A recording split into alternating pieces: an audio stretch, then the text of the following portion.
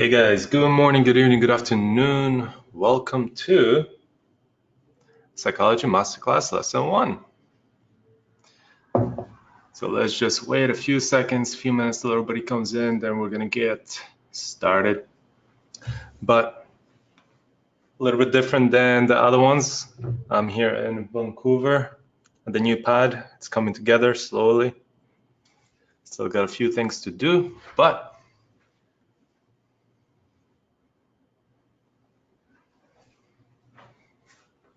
that's it.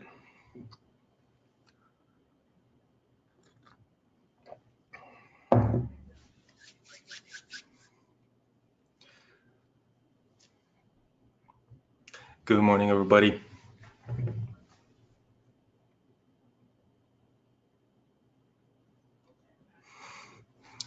Saying that guy right there. Where is Petrie? He was somewhere here. You'll see him one day. Before we get started, guys, how's the audio quality? Let me know how the audio is, just because my mic is a little bit farther away than normal. But give me a Y if it's good, or let me know if I should crank up the audio, the volume itself.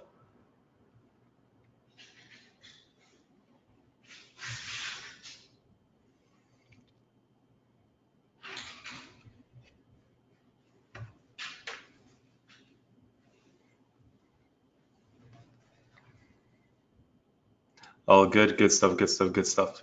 What about video quality? How's the video? I got a new camera as well. All good? Nice.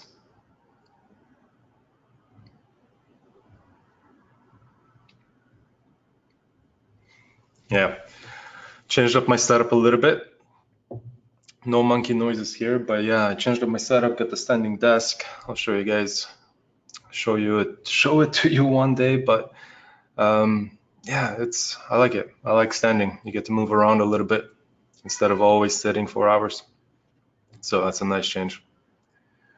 But anyway, guys, we're gonna get started right now, and we're starting psychology. This is going to be epic. I'm really excited about this masterclass, and I know you guys have been waiting for it for months. So it's here, it's coming. We're gonna cover some really cool things, and I'm 100% confident that you guys will get something out of it, that's for sure. Probably life-changing. At least I'm going to show you guys, teach you guys some of the things that I've learned over the years that have really changed my life. And yeah, it's going to be really good. Some of the things that we will be talking about, just to give you guys an idea of the course structure. In this lesson 1, we're just going to do a basic intro to trading psychology. So we'll cover some of the basic things that everybody really deals with when it comes to trading psychology. In lesson number 2, we're going to dig deep into limiting beliefs. That's huge. Those are truly the things that stop you from achieving the things that you want to achieve. So limiting beliefs are humongous, hence where we're going to dig into it right away in lesson number 2. Then lesson number 3, we're gonna go over goal setting, and I do my goals a little bit of a different way than others, but I'll give you guys a couple different tools that you can utilize when it comes to goal setting. And then lesson number 4 will be meditation, but it's meditation / tools as well.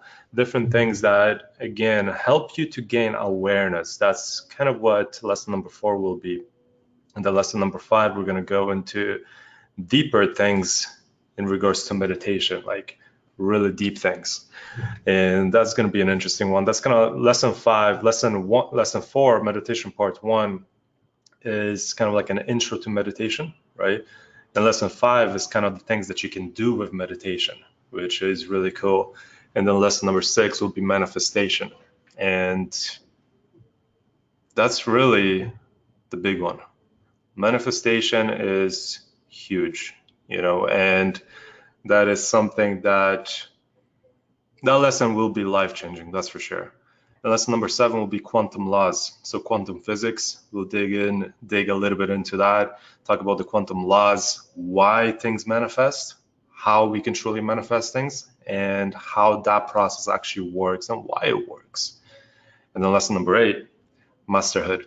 And that's something that it's a process that came into my mind literally a few days ago, but it's something that I've been building over years, and I've been gathering the understanding and the knowledge and the wisdom that, when I was putting this together, when I started thinking about masterhood, was the last lesson number 8, masterhood. What will I include in that? And I really have something cool planned for that. So it's going to be good. This is probably will be some of the best work I've ever put together in regards to psychology. And I'm really excited to share it with you guys. So that's just kind of the agenda for the next few weeks. It might change a little bit here and there. I might add a few things here into different lessons based on the questions that you guys ask. So always ask questions, send me questions, post them in the community, and I'll make sure to answer them within this masterclass itself. So with that said, let's get started, guys. Is everything still good? Give me a Y if audio and everything is good to go. Shouldn't really have any Wi-Fi issues here. All right, good. So today, in lesson number 1, Intro to Trading Psychology, we'll talk about a few things. Why it's so important, first of all, then some common trading mistakes and how you can overcome them. So we'll dig right into trading, and then we'll slowly, every single lesson will build on top of each other till that masterhood, which will be literally everything that you've learned. So every single lesson will slowly build on top of each other. So why is psychology so important? What are the common trading mistakes and how you can overcome them, and how you can learn from those opportunities, from some of those mistakes, and questions, comments, concerns. I want to really dig into some of the questions that you guys have right now. So I want to start off with a really good Q&A and finish off with a really good Q&A at the end of this. But this will allow me, the questions that you guys ask today will allow me to kind of structure this course a little bit more, or at least I'll know what to cover within the other lessons and what to expand on, because this is really the first time I'm also teaching psychology, like full psychology masterclass. So ask those questions later at the end of the webinar, and I'll answer them. So psychology, why is it so important? Psychology in general is important because of a few things. Life is more than just the work, right?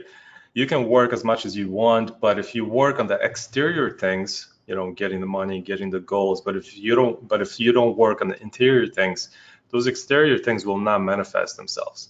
You're going to have a really hard time producing the result that you want if you don't produce that result within yourself first, right? So that's why psychology is so important, because a lot of people have limiting beliefs. They have flaws. I have flaws. Everybody has flaws that we gather throughout the years that we've been born, even throughout lifetimes, if you want to go macro.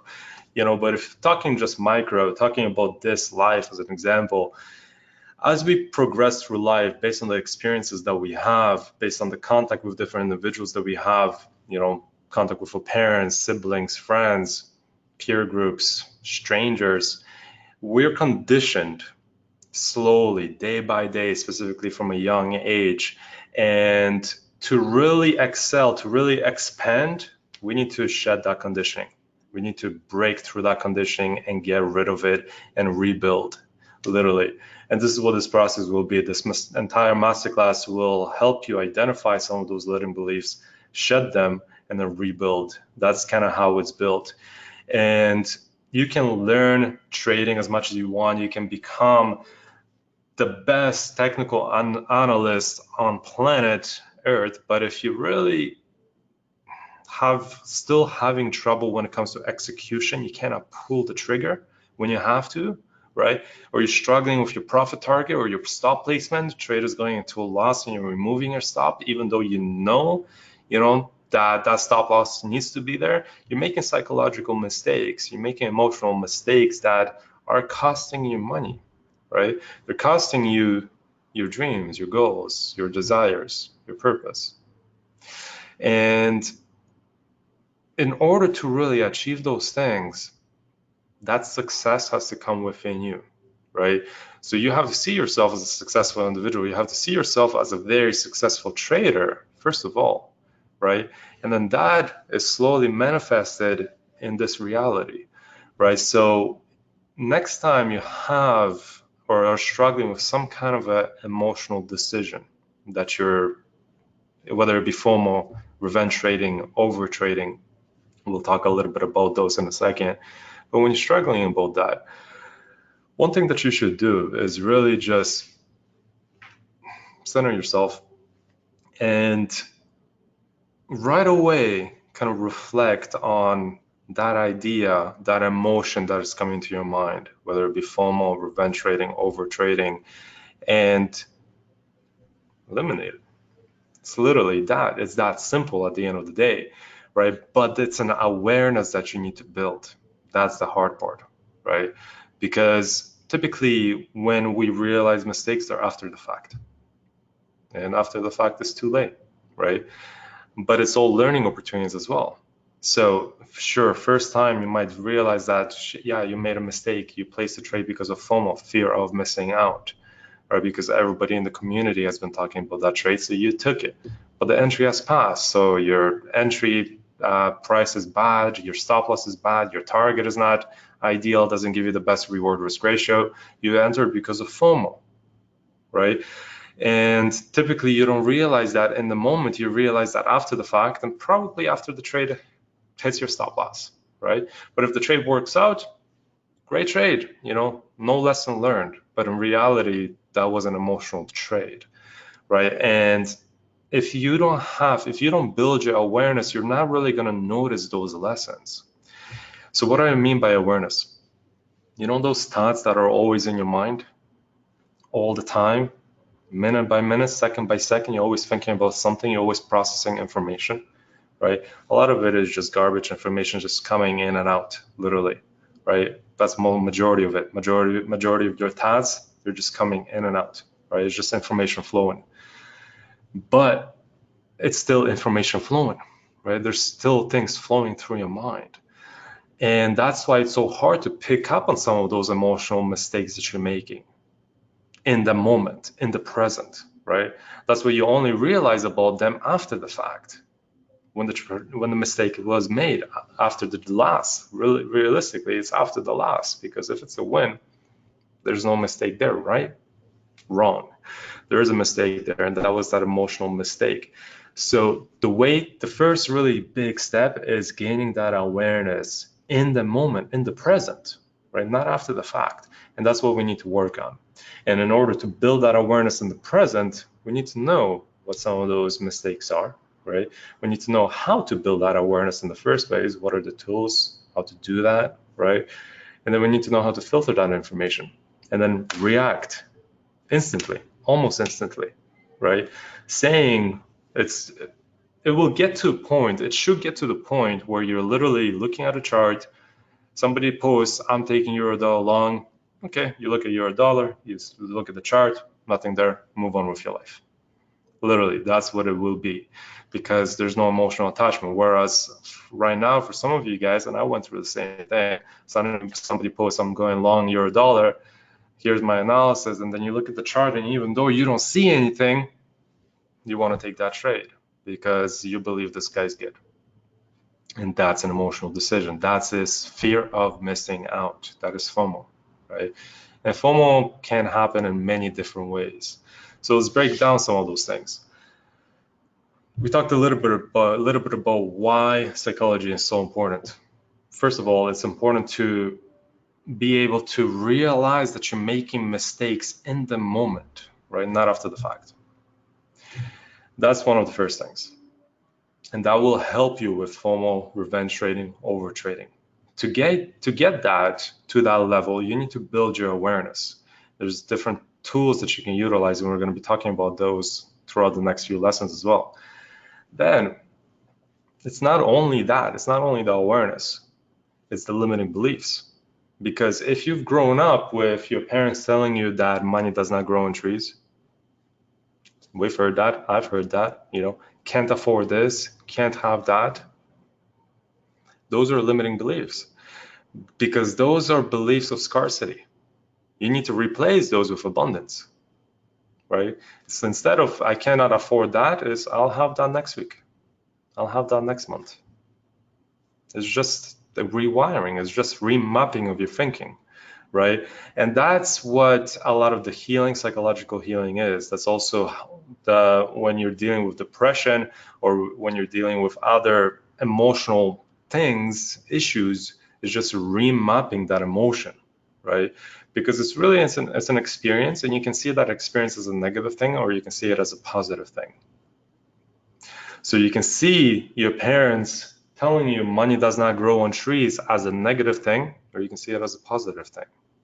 You can see it as a positive thing in a way that, okay, you know what? I realize that my parents cannot afford this, but there are people in the world who are and have those things. So I'm going to do everything that I can to show them that you can have this, right?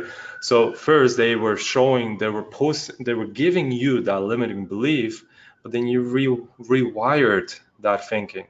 And instead of really absorbing that limiting belief, you realized through awareness, right, that that's a limiting thinking. That is limiting thinking. And therefore, you can rewire that thinking. Same thing when it comes to depression, right? Or really, I'll talk about that in a second, but think about your 9-to-5s. A lot of people are so caught up with the idea that they have to go to work and they're depressed because it's 9-to-5. It takes up a lot of your time. So you're working on trading, but you're missing trades because of your 9-to-5, right? So you're depressed, you don't feel good. You have that hatred or that fear or depression, those negative bad emotions within you, right?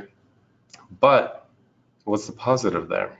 What is that job actually giving you? Can you rewire your thinking from a negative to a positive?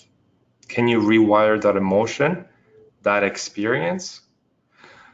Instead of feeling depressed because you got to go to work, how about you going to work, you feel excited because now you're going to make some dough and you're going to take that cash and put it into your trading account. The more you work at your 9-to-5, the faster you build your trading account. Therefore, you should be grateful for your 9-to-5 because of that 9-to-5, you're going to achieve financial freedom sooner, right? Because it gives you income in the meantime. It allows you to do this, right? Allows you to fund your trading account. And it's not depression anymore. It shouldn't be depression anymore. It should be gratitude. And when you start dealing with life in that kind of way, everything changes. Because life around you is the reflection of your environment within, right? So whatever it is that you're thinking, you're manifesting. So if you're manifesting depression, you're going to get more of that environment in your life. If you're manifesting fear, you're going to get more of that in your life. If you're manifesting love and gratitude, you're going to get more of that in your life. If you're manifesting scarcity because of the limiting beliefs, you're going to get more of that in your life. You're always going to feel like there's not enough, right? Living paycheck to paycheck, always breaking even on your trades. That's because of the limiting belief. There's not enough abundance out there for you, hence why you cannot make a profit. You're always going break even on a month, right? Or in drawdown, because there's not enough. There's not enough for you. That's how you've grown up living. You can't afford that. Hence why now you potentially can't make a profit in trading. It's a limiting belief, but you can rewire that, right? And that's what we're going to be dealing with. That's kind of the intro to psychology. That's kind of how you have to start thinking, right? It's a constant analysis. It really is, and it's fun. The thing is, the way we're going to do it is, it's fun. It's a constant analysis. It's a constant improvement of yourself.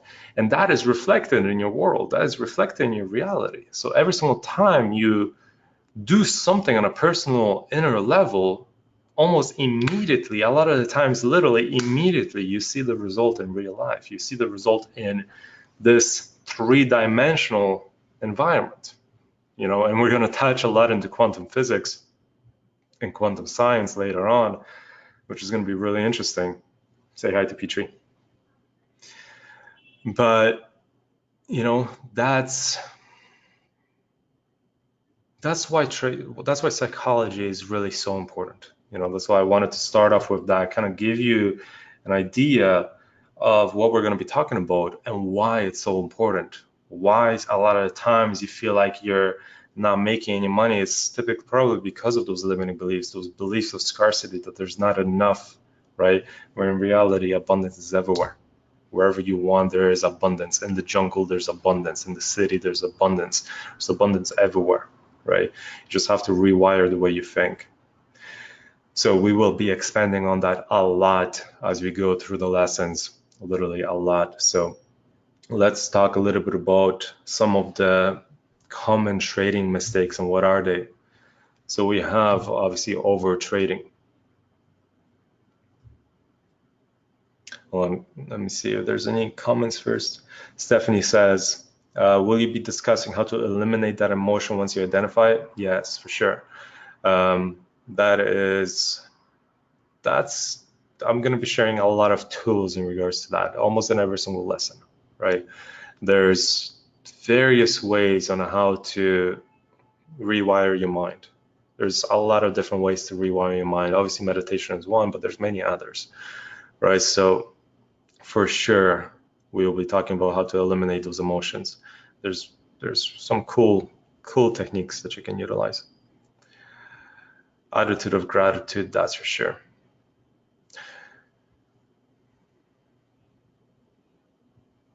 All right, cool. So, common trading mistakes, over trading. So what is over trading? Over trading is the idea that you have to keep on taking trades to make money. The more trades you have, the more money you make, right? If you're constantly on the charts, you have more opportunities to make money. That is over trading, right? That's how over trading begins, with that mindset that there's plenty of opportunities, and if I spend enough time on the computer, I'll be able to find all of them or a lot of them and make a shitload of dough. It's a get rich quick mentality too, right? Over trading is in a way touching on get rich quick mentality, because you want to get rich right away, you know, so you're taking as many trades as you can so that you make a shitload of profit. But in reality, it does not work that way, right? Because with every single strategy, there's nothing that's perfect out there. You cannot be 100% correct, right? 90% is even hard, really hard. So you got to realize that the more trades you take, the more losses you will have. And if your emotions, your psychology is not there, those losses will affect you. And instead of actually going past that break-even point, you will probably still stay at that break-even point because of over trading. Nothing changes. It's just you taking worse trades, right? So you got to remember that with over trading, you're still taking the same thing, you're still doing the same thing, but you're doing more of it. And if you're not successful with doing less of it, right? If you cannot make a profit by taking 5 or 10 trades in a month, you will not make a profit by taking 20 or 30 trades in a month, because you're just reflecting the same thing and doing more of it, right? And if you're taking 20, 30 trades in a month, then you're probably not focusing on the best setups out there. Hence, your results will even be worse than they would have been if you only focused on 10. Right? Over trading is a big issue. I've dealt with over trading almost immediately after I quit my job, literally right after I quit my job, because of stress of not having that security anymore. As soon as I quit my job, I got stress of quitting that job. You know, the fact that I let go of a really good career at a very young age. And one of the first things I ever experienced right after that point was over trading. I took a trade and went for a loss. But in my mind, my ego was saying, hey, that's a great setup, take it again, right? It's going to turn around. Your analysis is spot on. So I took it again. At that point, I didn't really have any strategies to follow. It was just looking at the price action, taking the trade, right? Basic strategies. So I took it again, and therefore a loss. But now it's decelerating so nice. There's this reversal on a 4-hour chart. Take it again, loss. And that's how overtrading begins. It's your ego, and there's just one way. That's how it happened to me. My ego got in the way, right? Saying that you're good, your analysis is spot on, take this trade, it's going to work out, right? In reality, it wasn't following my rules. I was overtrading.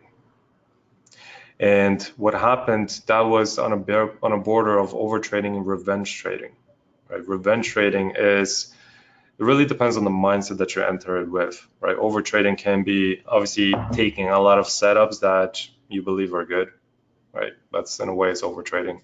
Revenge trading is kind of what I explained as well, which is, you take a trade and it's for a loss. It goes for a loss. You might take the same trade again, or you might take a different trade again. You're looking to make up that loss, right? That's the difference.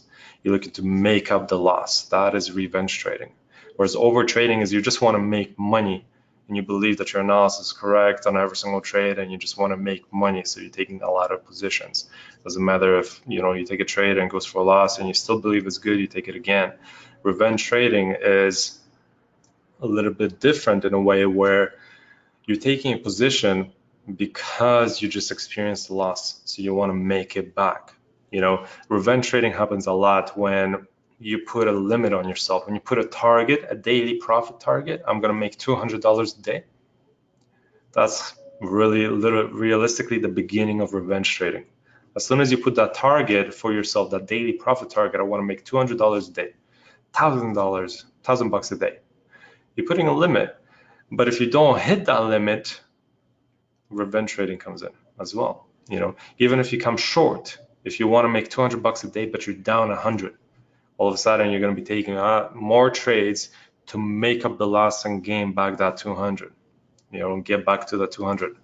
And that's revenge trading. Revenge trading is taking something for the purpose of making up money, which in reality you should pause, reflect on the positions that you have taken, learn from it, move on, look for the next best opportunity, right? Instead of in the moment trying to find something. As soon as you're fine looking for something, that's some kind of an emotional reaction. It could be overtrading, it could be revenge trading, it could be FOMO, right? It could be any one of those things. So when you're on the charts, realistically, when you're on the charts, when you're scanning through the charts, you should be calm, peaceful, realistically, that's how you should approach it. And as soon as you feel like you're looking for something, you're scanning through the charts and you're looking for something, for a setup, for a way to make money, right away you should pause for a second, and find that calm again, because the good trades, you see them right away. You literally see them right away. You should not be looking for them. You know the strategies. As long as you know the strategies and a good trade comes up, you will know it. You know it's a good trade, and realistically, that's what a bad trade is too. But you choose to take it anyway, because your awareness that does not kick in immediately. It kicks in after the fact. So we're going to have to change that. Now, FOMO, fear of missing out. Fear of missing out is a common one within the communities, because there's with every single one of these emotions, obviously there's unlimited number of ways how you can experience that emotion. So I can show you a few, I'll talk about a few, and throughout this we'll probably talk about a bunch of them. We're going to continue talking about this as the masterclass continues. But one way to experience FOMO, fear of missing out, as an example, is, let's say you were watching a trade, and maybe it was on your monthly watch list for a couple months, and then slowly the setup started to develop and develop and develop, and then you missed it. You missed it. It was a holy grail for 20%. You missed it, and then it just exploded to the upside, and now you're trying to get into it, and you got into it somehow. It was not part of the strategy. It was on its run. It wasn't even after the pullback, and you got into it during the run. and then a pullback happened and stops your stop loss, and now you're out because you did not follow your rules, you did not follow your guidelines. That was fear of missing out, right? Even though later price action pulled back from the double bottom on the daily chart and it worked out anyway. But now you had fear of missing out, so now you doubted yourself and you didn't take the better entry. And that's how it begins. Literally, realistically, you can be the best analyst out there. You can know for months that a trade is happening, and then you miss it. And if your emotions are not, if your psychology is not there, you're gonna have FOMO. You're gonna try to catch it. It's not gonna be at the best price. Your stop loss is gonna be sacrificed. Your stop will be hit, and then the trade will work out anyway, you know. But now you're not in the trade, and you took a loss. When realistically, you should work on the fact of why you missed that trade in the first place, instead of having FOMO and executing at the wrong time. So that's fear of missing out. That's one way of achieving or experiencing fear of missing out. Another way of experiencing fear of missing out is within the community, as an example, where somebody posts a trade and it's an epic trade, and maybe an IBO has already happened, or a CBO has already happened, and that happened yesterday. And it's an epic trade, and the person is looking to take it for 10%, and you look at the chart and you're like, holy shit, how did I miss that? So now you're looking for the best time to enter, but the best time was yesterday. That was the best time to enter, was yesterday, when the trade actually happened. But you still believe that there's a chance there, that you still believe that there's an opportunity there. So you look for some kind of weird entry that doesn't really follow the guidelines, and you take the trade. FOMO, fear of missing out. Again, not the optimal entry level most likely, not the optimal target most likely, not the optimal stop placement most likely, you know. And that's how FOMO, that's how bad conditioning happens. It's through those small little emotional mistakes, and all of a sudden you can be a fresh, good trader, but as soon as you start experiencing those emotions and you don't deal with them, you just kind of flow with them, then all of a sudden you will be having more of those emotions because you're just reflecting back what you're feeling. So if you're feeling FOMO all the time, you're gonna have more experiences of FOMO instead of dealing with it and eliminating those experiences. So that's kind of the basis of it. That's what those trading mistakes are, and they're easy to fix. They're so easy. They're not hard. You know, it's not hard at all. And it may seem like it, but it's not, because it's a decision that you're making. It is a decision that you're making in the moment. So think about it. Why can't you make the right one? And the reason that you're not making the right one is most likely because of the awareness. You're just realizing it after the fact, which that is good, because realizing it after the fact, as long as you learn something, that's the thing, as long as you learn something, you can eliminate it. You can learn from that lesson and move on. Take that experience and move on. And then the next time it happens, you have that awareness. You see it coming. You know FOMO's coming. You can step away from the charts right away, you know. And that takes even a little bit more guts, is realizing that you are experiencing FOMO and being able to say, okay, fuck this shit, time to watch some TV. Realistically, that's what you got to do, right? You have to approach it in that kind of way, that as soon as you have or you believe that you're gonna do something bad when it comes to the charts, step away. And that's how you start with it. You know, that's how you begin. You begin with gaining that awareness, and as soon as you can realize in the present, in the moment, that you're about to make a bad decision, not after the fact, right? It typically will start after the fact. Then you will learn from it. You will find the lessons. You will realize why revenge trading is not good, why FOMO is not good, right? Why overtrading is not good.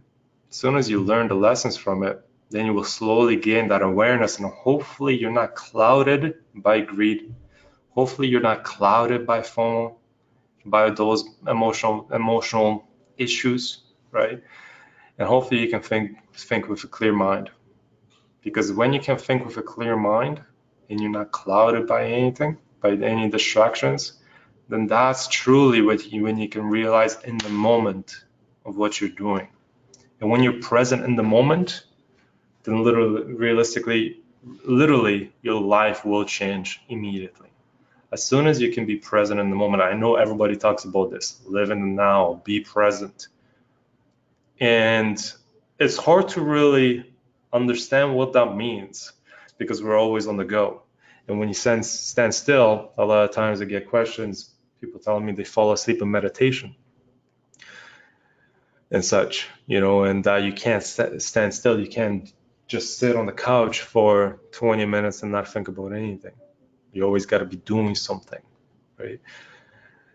And that means you probably are quite clouded in your mind because you're always got to be doing something, right? You always have some kind of thoughts and ideas going through your mind, and that's how things can slip, right?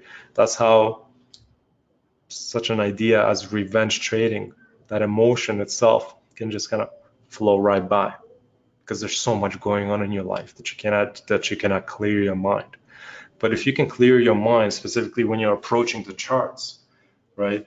And you can clear your mind for 20 minutes as you make your watch list. That's it. If you can approach the charts with a clear mind for 20 minutes, right? Or when you're taking that trade, as an example, when you believe that within 5 minutes there's going to be a setup, take 2 seconds, take 2 minutes, and calm yourself. Bring that energy, that awareness to you, and then react after the fact, after making that analysis, not only technical analysis, but that analysis of self. And then when you make that analysis of self and you believe that you're good to go, you're sharp, you got this, execute. But if there's a hesitation, if there's some kind of cloudiness in your mind, step back and say, fuck this, and work on the issue and miss the trade. That's cool. Learn from it, And it's those small little steps where you're constantly just learning and adjusting and improving. That's how you work in your psychology. It's piece by piece. So I always say this, we're going to slowly just kind of bring them back full circle.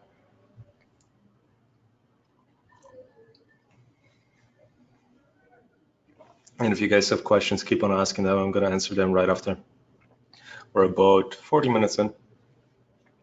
So I always talk about this, and it's a very basic concept, so I'm going to talk about it right now. And then as we move on through different lessons, we're going to get more deeper and deeper and deeper and deeper into all of this. This is really some fundamental stuff. To me, for those who are live, how's my audio and video? Is it still good? Just to confirm.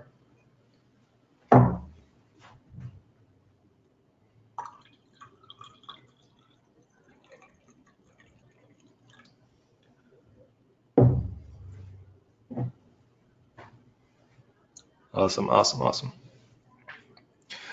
So something that I always say is that failure is a learning opportunity. Every failure is a learning opportunity. And it's only a failure when you quit, when you give up. Something I've been saying forever. And that's one of the first concepts I've ever learned. Is that every failure is a learning opportunity. So every single loss is a learning opportunity. Every single breakup is a learning opportunity. Every failure, everything bad that happens to you in your life, it doesn't have to be failure. Anything that's not a desired outcome, right? Anything that's not a desired outcome that happens in your life is a learning opportunity. Even the good outcomes, they're still learning opportunities. Because if you can deconstruct the good outcome, you'll do it more. You'll get the good outcomes more and more and more because you know how to achieve those good outcomes. Same thing with the bad, right? If you can deconstruct the bad find out the reason why that bad outcome happened, if you can do that, you can eliminate that bad outcome. You can see it coming, and you can step away, right, and neutralize it. And that only happens through learning from that experience. You will not achieve that level of that state of mind by not reflecting on it, by not reflecting on those losses, by not reflecting on those emotions that you're feeling, right? So that's extremely important. To me, failure is a learning opportunity is such a basic concept that goes so deep. It really goes deep. And you can truly, when it comes to trading itself, when it comes to losing trades, it's simple to analyze them, right? With every single trade, you can go pretty deep. You can ask yourself, okay, how's the analysis? So if you have a losing trade, what's the first thing that you can dig into? The analysis, right? Did I miss something? Was I wrong? And your ego is going to get in the way, and it's going to tell you, nah, everything's good. It was a good trade gone bad. Good trade gone bad. You move on. But in reality, there could be something there, right? So you got to be careful of the saying, good trade gone bad. I barely ever talk about it, right? I barely ever will say that was a good trade gone bad. Maybe it was, but maybe it wasn't. Maybe it's just your ego telling you that it was a good trade gone bad. Maybe you just looked at the analysis, period, and didn't find an issue with the analysis. Just fine, but maybe there was an issue with the stop placement. Maybe there was an issue with the entry.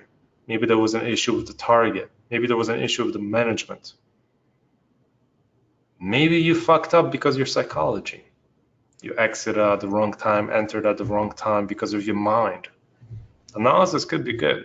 So if you only looked at the analysis, right, the general analysis, the multi-time frame analysis, or maybe even just the high time frames, and you stop there, you might not find the lesson. You might just say it's a good trade gone bad, and you move on. And then it happens again. You look at the analysis, nothing, everything good. You move on. I had a trader once send me his journal a long time ago, and I looked at his trades. This is a true story. I looked at his trades, and it was a lot of them. It was maybe like 50. And I looked at the first 10. And with every single 10, I've noticed that there was no notes. It was just pure data, no lessons learned, no notes, nothing like that. So I dig farther. This was just the first 10 trades. And with every single trade, there was something that could have been changed. There was something that could have been improved. There was a lesson with every single one. Maybe it could have been a bad entry, it could have been a bad stop loss, it could have been a bad target, it could have been a bad management, right? Could have been FOMO, could have been revenge trading, could be any type of emotional decision making, right? But that person didn't have the notes. And when I confronted them with it, they just came back, oh, I looked at all of them and I just thought they were good trades gone bad. Whereas I've literally made a list, a whole page on those trades, just point form for every single trade, something that was wrong. And they were just blinded, they didn't see it because all they saw was decent analysis. So it was a good trade because of that, but it wasn't. So I told them, go back, look at the journal, look at it again, and find the lessons because they're there. I have a shit ton of them for you, but I want you to learn from it. I want you to find them yourself. And he came back with nothing, all good. I don't see anything. Good trades gone bad. A little bit of attitude now. And they were just clouded. They were literally just clouded. They were not seeing it, even though it was right in front of them. And that happens a lot to new traders. Is he still trading? I'm not sure. This was a few years ago, and I haven't heard anything about him since. So I'm not sure if he's still trading. Hopefully he is. I hope that he is and doing well. But that's not just him. That's a lot of people, right? That's literally a lot of people. And it's something that you need to get through. It's the issue that you're dealing with if you're experiencing that, the issue of being wrong. You don't want to be wrong, right? Because being wrong is hard. It's tough. It's tough to admit that you're wrong. And it's better to just kind of cloud your mind with something else, or just totally ignore going deep, because in reality, that by going deep, you're probably going to find the issue, but you don't want to find the issue. And that's another problem that people deal with. I've dealt with that before as well, where I know that there's an issue there, but I don't want to face it right now. I don't want to look at it right now. So you avoid it. And that's a lot of times what happens. That's what was happening to him, most likely, right? He knows that there's something there that he can improve, but he just doesn't want to deal with the pain of being wrong, right? Or even with the idea of being wrong. So he doesn't even see the mistakes. It goes that deep that he doesn't even see it, right? It happens to me, and it probably has happened to all of you at some point in life. Trading has the ability to pull all of those emotions out, but it probably has happened to all of you at some point in life where you just are blinded and you don't see a different way, right? That's because of you probably do not want to experience a certain emotion that you've experienced before. That is now a potential limiting belief. It's a hindrance, right, within you. And it's probably because of something that has happened in the past.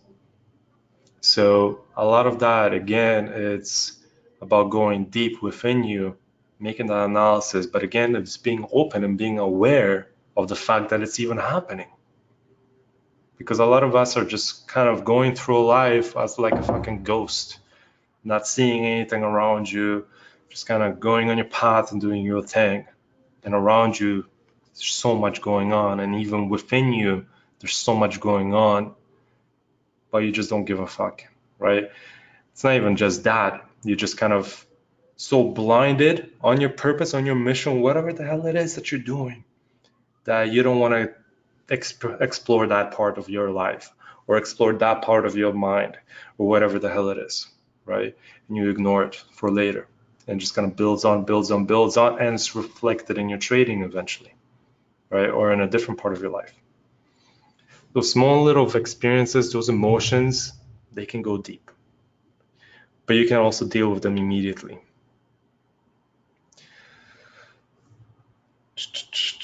So that's why, to me, learning from everything is important, right? At least for the beginning stages of this journey. Learning from every single loss, sometimes, probably a lot of times, there's not going to be a learning opportunity there. But at the beginning stages, there probably will be, So utilizing this not for the purpose of seeing that this person took a good trade and now having FOMO. So you take a trade, that trade not at the most ideal time. That's not the best use of this community, right? Best use of this community is if you're struggling, you believe your ego is getting in the way, right? And you're not seeing a potential mistake.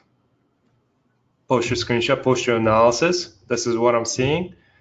Guys, I think this is a good setup. Am I missing something? And you're probably going to have a bunch of people tell you, well, I didn't take the trade because of that. This was an issue for me. This doesn't really fit the strategy.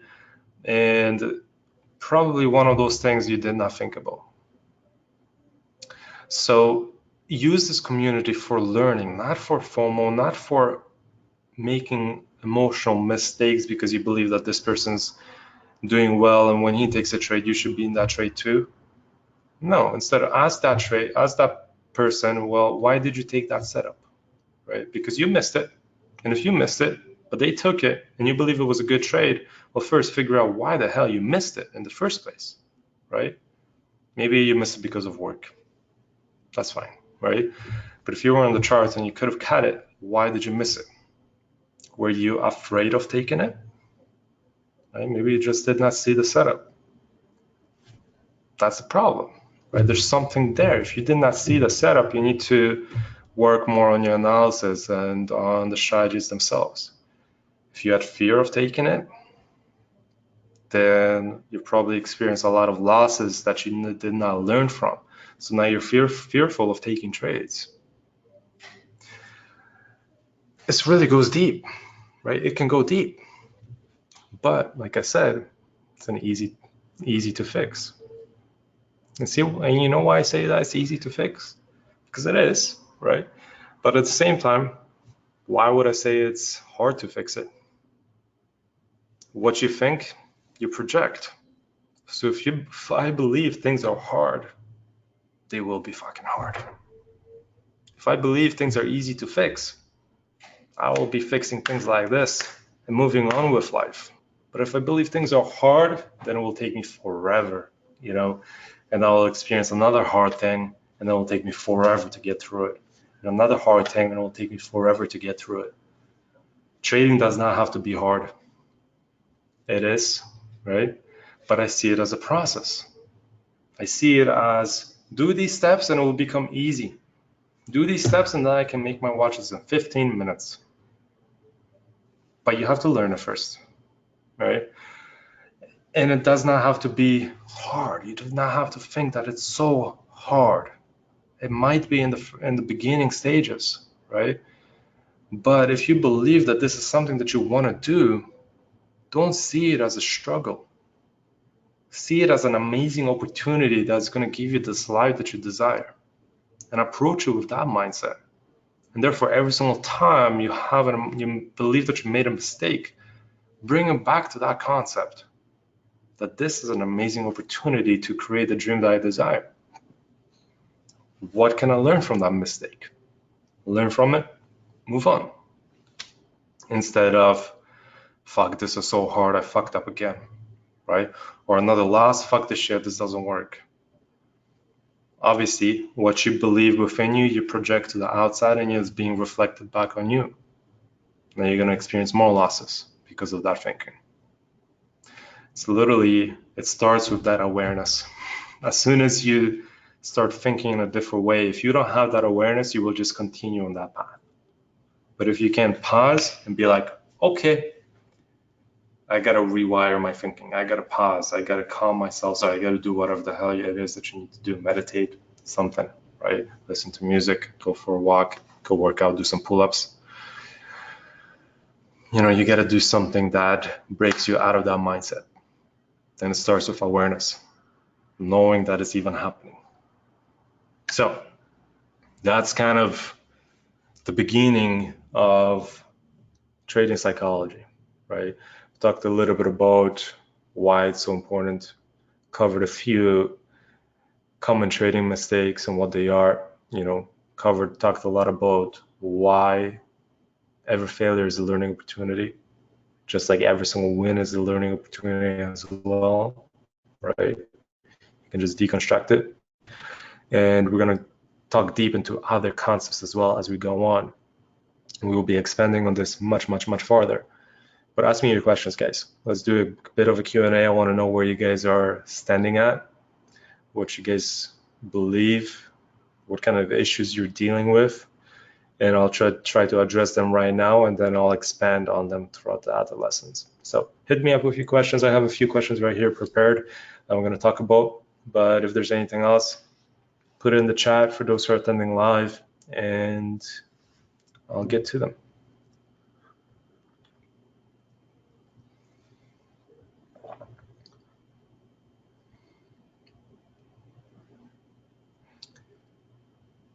At the end of this webinar, remind me, I'm going to give you guys, actually, I'm going to write it down. I want to give you some books.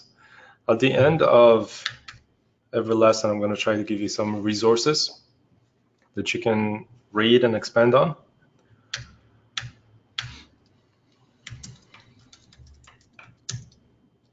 And again, those resources will get deeper and deeper and deeper as the lessons go on. All right, so I got a question here. I'll cover the questions that you guys have been asking, but I have one question here, or a few questions here. Overcoming limiting beliefs.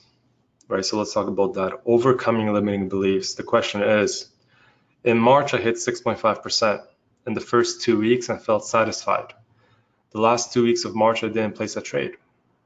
My account size is at a point now where 6.5% seems like good money, but in reality, it's not. Something's stopping me from pushing through it, not sure what. So this person made 6.5% and still feels like it's not enough. You know, based on their account size, it's good money, but it's still not enough. And that's fine.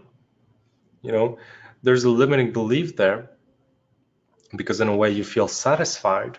So what is that thinking, right? Where is that emotion coming from? That satisfaction. So that's good. Maybe it's because, you know, you've replaced your 9-to-5 income. So you're satisfied. You know, you had a good month, you replace your 9-to-5 income, you're good. You feel satisfied.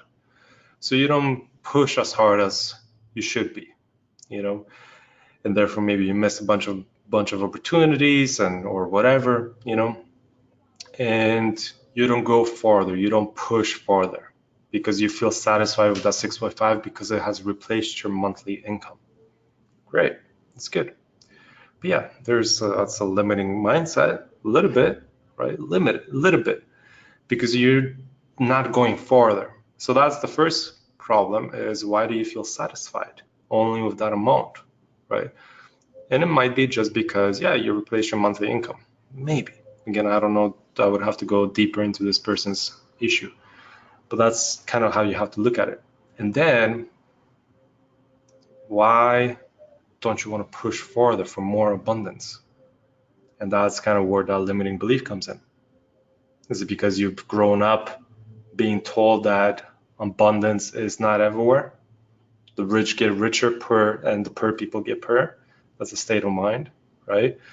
If you've grown up with some kind of a limiting belief in regards to money, right?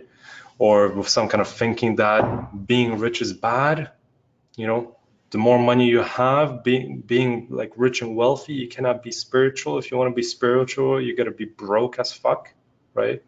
If you're working with that kind of mindset as an example, you will experience that, right? You will experience that the satisfaction that it's enough when in reality, you can hit way bigger numbers, right? 6.5% though is good. 6.5% is really good. So that's another potential issue because this person is not satisfied with 6.5%, whereas I know a bunch of you guys here will be very satisfied with 6.5%. Very satisfied, right? So that's another potential issue here. So within one sentence, there's potential 3 things, right? 6.5%. It's a really good number. It's a really good result. You should be happy about that. You should be grateful for that because 6.5% compounded will be more in a few months than what you're getting right now, you know, and therefore right now you feel like you're not satisfied or you feel satisfied, you know, you feel satisfied with that 6.5, good, you know, but you also feel limited. So you feel satisfied because maybe you replace your income, like I said, but you feel limited because you know that it's not that you can get more than that. So you believe that you should be maybe hitting 10% instead. But in reality, that 6.5 is already good. You don't need 10%. Compound that 6.5 month after month, and all of a sudden, it'll be more than enough. You know, it's again replacing the mindset of scarcity, because that's what it was, with abundance. That there's more than enough out there, right? It's just a different thinking again. And it's breaking those limiting beliefs. But first, yeah, you can go deep into every single part of that sentence and be like, okay, what's the limiting belief here? Why is 6.5% not enough? Or why do I feel that it's enough, right?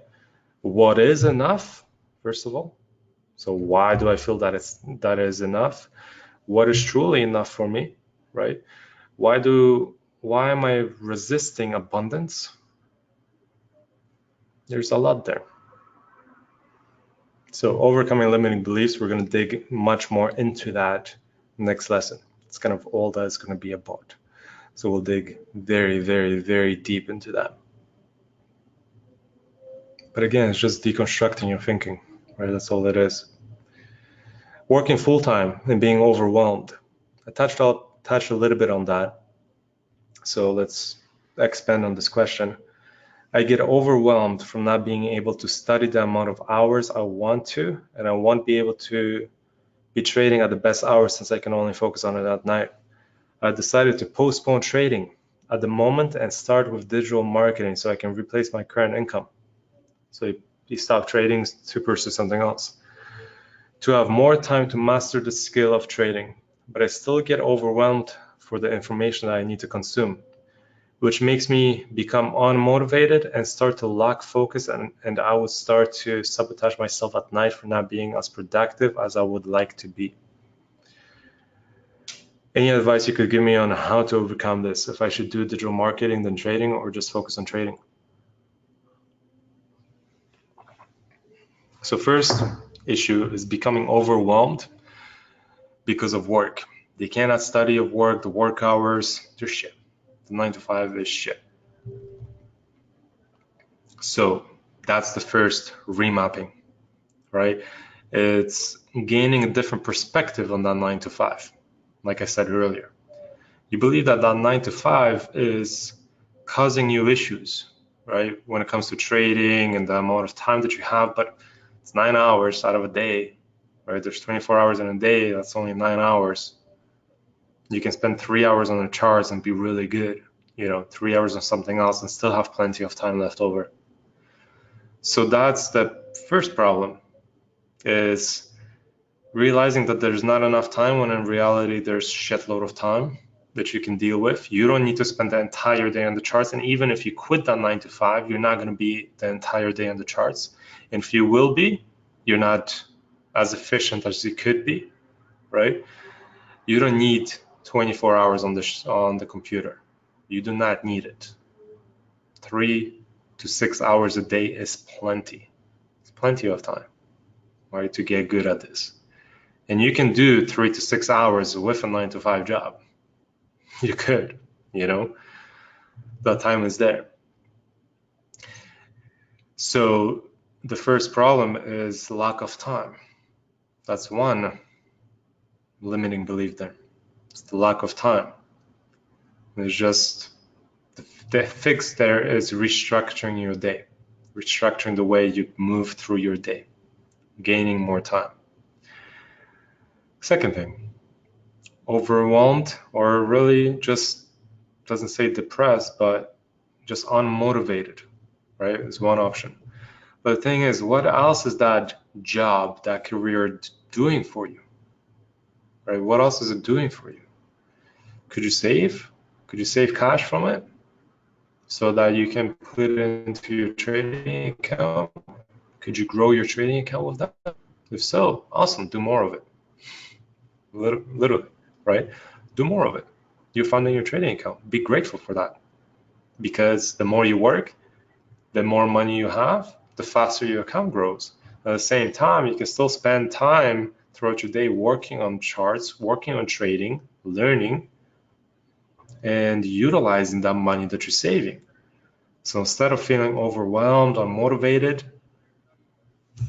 I will be excited going to work because I work for those hours, I bank my paycheck, I save a portion, put it into my trading account, I compound that account, and it grows. I repeat, and it continues to grow. It compounds until a point where, fuck, now I don't need this 9 to 5. Thank you for that 9 to 5, because it got me to this point. Different way of thinking, right? Right away eliminating those thoughts, those emotions. What else was here? Should I postpone trading at the moment and start with something else, digital marketing? Going from one thing to another, right? You want to quit so bad, that 9 to 5 job so bad, so you want to learn something else. Now here's something to consider, right? because this person wants to replace the daily income from the 9 to 5 with something and then continue trading later, right? Once they have successfully done that. Think about it for a second. It might be easier for you to stay in your 9 to 5. It might be faster to build your account size if you stay in the 9 to 5, because you don't have to learn anything anymore, right? You've done the 9 to 5. It's easy, simple, comfortable. You can go to work, make your money, take your paycheck, hustle at home, right? On your trading, and take the money and put it into your trading account, at least a little bit from it. That might be simpler for you, but because you hate that 9 to 5 so much, you don't see the benefit in it, even though there is a fucking very good benefit there. You start to pursue something else, digital marketing. But obviously, it's not easy, just like trading, right? In a way it is, because it's just steps, it's just a process. But if you're looking for something quick, digital marketing, there's still a learning curve there, right? There's still a learning curve, just like there's a learning curve with trading. So you can pause on trading and start digging on digital marketing. And there's many businesses that you can start with digital marketing. But yeah, there's going to be a learning curve. It's going to take you some time. So you got to prioritize what you believe will be the better result for you. Should you stay in your 9 to 5 because it's easier? You know what you're doing. You don't have to learn much. You can focus much more of your brain power, brain capacity, your mind on trading, right? Whereas you do your 9 to 5 and you focus on digital marketing because you believe digital marketing will give you the result faster than trading and faster than the 9 to 5. So you just do the digital marketing, which it definitely could. But there's still a learning curve of digital marketing, right? It's still going to take you some time, to get good at it, to learn about it, to learn the different techniques of digital marketing, how you can get clients. You got to learn sales. You got to learn the marketing itself, right? You got to get customers. There's still a lot going on behind digital marketing. It's a whole process. The thing is, I love digital marketing. In a way, it's very simple, but it's as simple as trading to me. So which one do you prefer? One is not better than the other, but you got to look at both options with a clear mind. I chose to stay in my 9 to 5 rather than start something new. And I hustled and saved as much as I could, budgeted with my wife, Molly, budget, shit, but do it for a little bit so you don't have to later, right? And that's what I chose rather than start something else. And that's how I built my trading account. I did it with being in the 9 to 5, with Molly being in the 9 to 5. Saved, put everything into a trading account, focus my attention on trading, and then quit. I quit first and then Molly quit a few months after. Whereas if I focused on something else, it probably would have taken me longer, realistically. But maybe not, maybe not. So to me, there's an opportunity within both options, right? And it's one you need to figure out for yourself, which one you prefer more. And that's something that I believe a lot of you guys are probably thinking behind your minds, in your heads. Should you do something else? Can you do both? Can you do both? You could, right? Because that's another question. Can you do both? Can you do the 9 to 5, digital marketing, and trading? In a way, yes, right? In a way, you could. You could do your 9 to 5 as a consistent source of income. Save something from it, so you're at least gaining something for your trading account. Get good at trading. Focus your time, learn, understand the charts. As soon as you understand the charts, even though your account is still small and you cannot make a living from it, but you know what the fuck to do. Side hustle, digital marketing, because you don't have to focus so hardcore on trading. You know it now. You've gone deep into it for 3 months, 6 months, maybe a year. You know it, right? So still trade, still do your analysis, still do the maintenance, but now you can do your digital marketing as well to get rid of that 9 to 5, you know, and now so that you can work from home. You can do it all. You can literally do it all. It's not one or the other. You can do one, you can do the other, you could, you know, but if you want to do it all, you could do it all too. And if you believe that you can't, that's a limiting mindset, right? There's a limit there. So you can definitely do it all. But prioritize. Do it all right away from scratch. It'll be hard, you know, and probably not the most optimal way of doing things. But focus your attention on one thing, because the 9 to 5 is easy. That's a joke, you know, it's easy.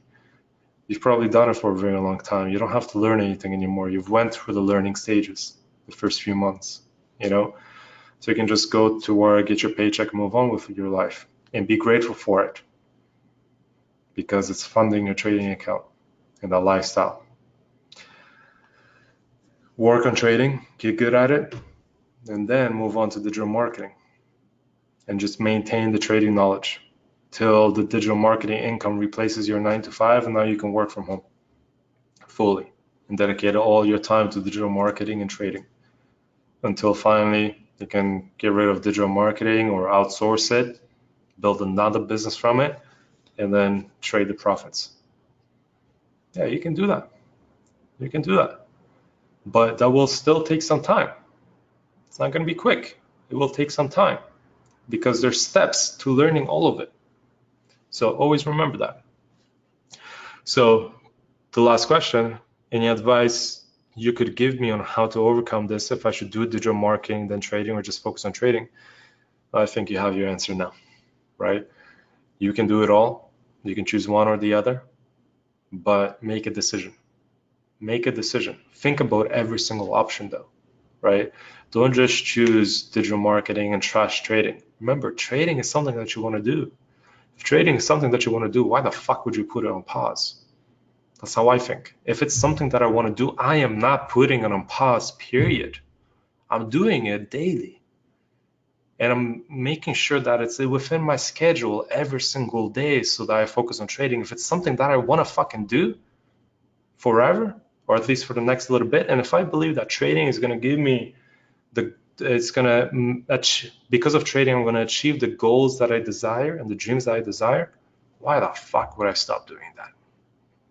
Right? To focus on something else. Think about that concept. All right?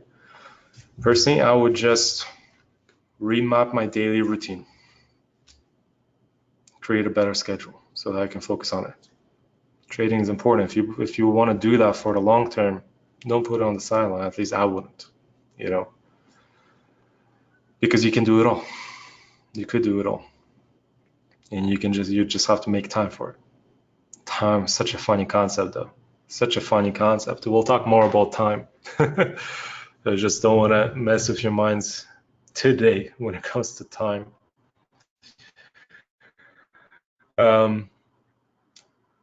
Question, psychedelics. This has been coming up a lot, psychedelics. What are your thoughts on psychedelics? Ayahuasca, DMT, psilocybin. Have you tried them, and do you believe in their importance in expanding human awareness, consciousness? Or do you think they really are a drug the way most people demonize them?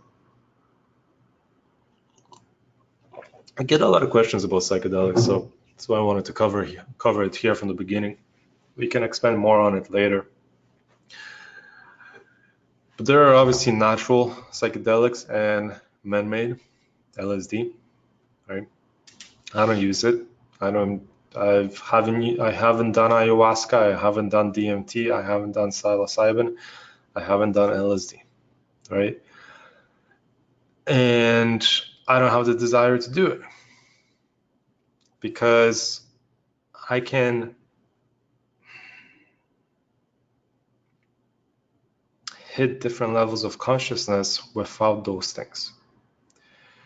And people in the current medical industry, a lot of the times, how can I say this?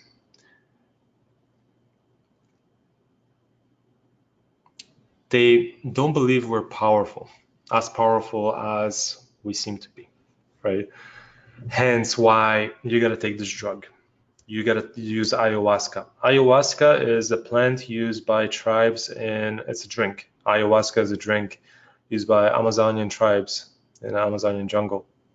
It's in Costa Rica too. It's in that stretch of the world, South America, Central America. It originated in Amazon. And there's a retreat in Costa Rica, a really good retreat. It's called Rhythmia. It's a hotel where you can go there for a week and have ayahuasca experiences. Ayahuasca is really intense because what it does is it opens you up fully to all the different levels of consciousness, right? And it's meant for healing purposes. And shamans use it for healing purposes. The issue comes in when people just go to explore, just to do it for fun. Where shamans, the purpose of it is to use it for healing, right? And it is used for healing. So right now, I don't feel like I need to do it because of that, right? So there's nothing pulling me to that. And I can tell you that you can hit different levels of consciousness through different tools. You don't need the drugs or the plants. To me, ayahuasca is not a drug, it's just a plant, right? DMT, that's something that's already within you, right? DMT is something that is naturally within you. It's within your pineal gland, right? DMT is there. And when you hit different levels of consciousness through meditation, you're producing more DMT. And DMT is what gives you those hallucinating experiences. But here's the thing. Is it really a hallucination? Or are you actually seeing a different reality? A different state of awareness, a different level of consciousness? Are you hitting a different level of consciousness? And yeah, you can take DMT and you'll go there right away. But the problem with that, in my opinion, is you cannot do it without the drug. Where in reality, DMT is already present within you. And you can work on building your DMT reserves, right, by yourselves, so that you can sit on the couch, go into a meditative state, and right away go into a different level of consciousness, right? DMT can give you that, but you can also do it without, right? And doing it without is what I'm more about, because it's harder, but at the same time, it's not. But what it allows me to do is I believe that everything that we require is within me already, right? And I know that DMT is already within me, right? It is. Science has shown it. So I don't need to take it. I can just learn to access it naturally. That's what I'm more about. And when it comes to man-made LSD, that one's an interesting one. I've learned some really interesting things about LSD, and we can talk about that at the end of this masterclass. Bring it up if you guys still have questions. But when it comes to man-made substances like that, they can really kind of mess with your mind. People see it as a potential healing thing, right? There's different studies going on with LSD healing and such, but there's a lot of things that it actually does within your mind, within your head, within your consciousness, within your ego, with your soul, with your spirit, that really fucks some things up, right? And I'll expand on that more as we go on, as we build our knowledge a little bit through the different lessons. That one needs a little bit more expansion.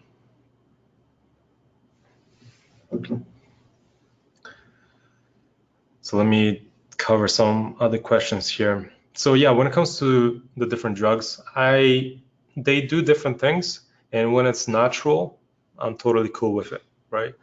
But at the same time, do I need it? That's the question, right? Do I need it? Because I know that there's different ways of achieving it.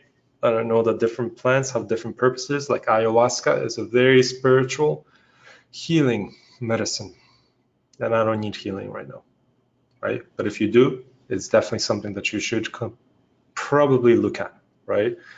As an alternative to Western medicine, right? That's kind of what that is. So personally, it's not like I don't believe in them or I don't care for them. It's just right now in my life, I don't need it, right? And that's kind of where I'm at. And if at some point there's a time where I could use it, yeah, I'm 100% for it, kind of thing. But I don't need to search for that experience because I can get that experience by myself without the help. And to me, that is more rewarding. Right? So that's kind of where I stand in regards to that. And we can chat more as time goes on. Let's see what other questions you guys have here in the chat.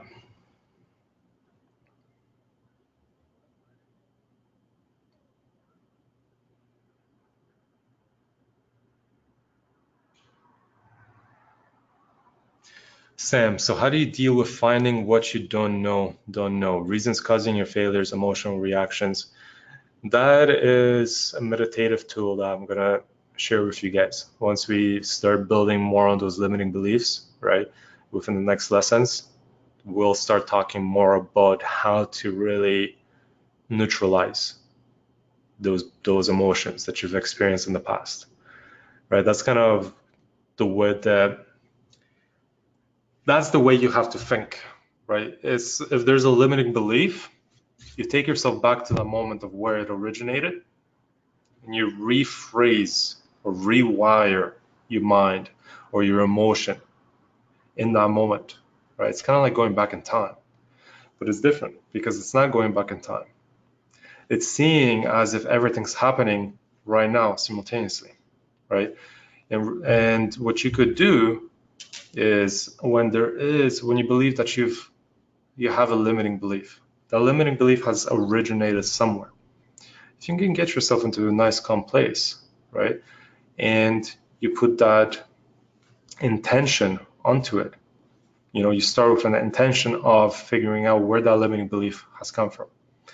That's why meditation to me is so important, because going through the initial stages of meditation I'm going to teach and show you guys in part 1, you get to really build on that awareness, so awareness in multiple different ways. It's not just awareness through the thoughts that are happening in your life, but also awareness in different ways that you feel, right? Awareness in different parts of your body, where energy flows and how it flows, right? As an example. Also awareness of different messages coming through, such as when you go into a meditative state with the intention, right, of going to the source of that limiting belief. That's the thing, right? When you go to the meditation with the intention of finding the source of that limiting belief, it will come just like this, if you're open. And yeah, if you're open to the idea, it will come like that. But again, if you don't have that awareness, you will miss it. You're going to miss that thought. It will be a message that you will miss because you will get a visual. It could be a visual, it could be sensory, it could be emotion. You could feel it somewhere on you. And if you don't build that awareness, you might miss the message. That's why, to me, that is so important. And that's kind of what we're going to be focusing on at the beginning when it comes to meditation part 1. But that's kind of how you find the source of that limiting belief. That's a very easy tool, right, to find the source of the limiting belief. And it's just the intention behind it. Intention is so powerful, right? It's literally so powerful. And then once you find it, once that visual comes in, it could be a visual of you when you were 2 years old and your parents literally told you, I can't afford this, right? Or whatever the hell happened at 2 years old or 5 years old or 10 years old or 15 years old, who knows, right? You might get a visual, an image, a memory, within that meditative state because you've put the intention out there of finding the source of that limiting belief. So you're tossing that intention out there, it's going to come back to you, right? But now you have to be open to receive. And when it comes back to you, then you can, in your meditative state, you can kind of ponder on that emotion a little bit, explore that emotion, that memory a little bit more, and then rewire the thinking. Your mother told you cannot afford this, so now you rewire the thinking. In that moment, in that meditative state, you rewire that memory. And when you're done with your meditative state, all of a sudden, limiting belief is gone. How? Because you just bent space and time. You literally change the past and therefore influence the future. That's how you do it. And literally, that is how you do it. It's a very simple technique, and we're going to dig much deeper into it. But that's how you explore, right? The inner self. It's one way of doing that. It's very interesting, right? It's a very interesting process. And it's just a it's like a visualization technique. Yeah, we do it. You can do it in a meditative state. It can be like a daydream. You can even come in a normal dream state, right? It doesn't have to be meditation. It could be in a dream state. But again, you have to gain that awareness somehow. And to me, gaining that awareness through meditation is the easiest thing to do, right? So we'll talk much more about that as we move on, how to really find those limiting beliefs and how to rewire the thinking. So we'll literally be building on top of that every single lesson. How do you deal with impatience, frustration, especially when you're trading a small account and will have to wait for a couple of years for it to compound to a significantly larger one?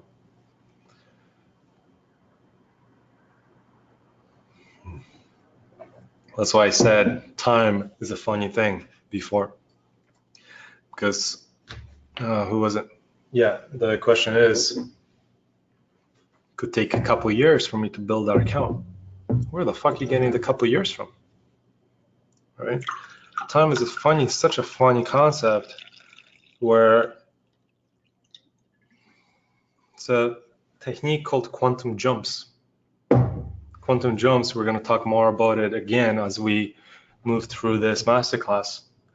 But quantum jumps, it's digging much more into the quantum science, quantum physics, where things are happening instantaneously, right? They're not linear as we've meant to, as a lot of us were taught in school. The thing that time is linear, right? Through quantum physics and quantum science, we realize that it's not linear. Time is not linear, right? So if you say that it's going to take you a couple of years, it will take you a couple of years, right, to get that. So if you believe that it's going to take you a couple of years, it will take you a couple of years. But if you eliminate that time concept, we're going to touch more on that in the goal setting webinar. So if you eliminate that time concept and just do, all of a sudden you have a totally different viewpoint. So how do you deal with impatience or frustration, especially when you're trading a small account side and will have to wait for a couple of years for it to compound to a significant large one? It's the thing. It could take a couple of years if you believe that it's going to take you a couple of years. But compounding also works in different ways. You can hit a month where you make 20%. Now you just gave yourself a big chunk, a big boost to your account. Then you can go make 5, and another 20% month. Now again, it's a big boost to your account. And all of a sudden, it's not 2 years, it's 1 year. Or you work, you work more overtime and more money in your trading account. It doesn't have to be 2 years. You can do different things to bend time as long as you eliminate it. You can eliminate that concept of time. And if you do so, when it comes to your goals, you also eliminate the frustration that comes with it. Because you're always looking to, it's going to take me 2 years to get there. And when the 2 years comes, probably you're probably still not there. Because you're always thinking, I'm working towards it. I'm working towards financial freedom. Therefore, you're always working towards financial freedom. I'm working on building my account. So you'll be always building your account. Again, it's a different mindset. Eliminate the time concept. Focus on the now. Right? Literally, focus on the now. Focus on the abundance, that abundant feeling right now. And what can you do right now to get into the best state, into the best routine, right? So that you can do everything that your entire day is structured in a way so efficiently so that you can accomplish that, whatever the hell it is that you want to accomplish, right? Quit your 9 to 5. It doesn't have to take 2 years, 3 years, 5 years. It may seem like it, but if you fully drop that concept and just do, you'll probably experience it much sooner. So when it comes to, for me, when it comes to goal setting, I used to have timelines. I used to have timelines and I felt like, holy fuck, it continues to go, until I just got rid of the timeline thinking and started focusing on the now, seeing it now, working on it right now, on everything that I can do. And all of a sudden, no, it's not 2 years anymore. The thing is, guys, I moved from Vancouver to Costa Rica, came back to Vancouver, right? If I focus on my timeline, on my goals, on a timeline basis, I'll be moving to Costa Rica January 2020. January 2020, I'll be moving to Costa Rica. If I focus on my timelines, if I focus on the timeline goals, because that's what I initially looked at. I looked at, Molly and I were thinking that we're going to move to Costa Rica January 2020. That was our kind of what we focused on until we totally dropped that concept and then all of a sudden decided, why not just do it now? And then we moved there April 2018 instead of January 2020. And now we're back, and within a year, I've done things that I could have taken 10 years to do.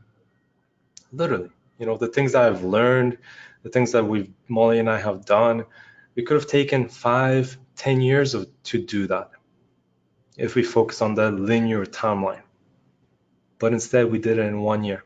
You guys, I haven't talked much about different things, which I will talk much more about throughout this lesson, throughout this masterclass, on how that happens, how you can literally bend time by dropping the concept of that linear timeline.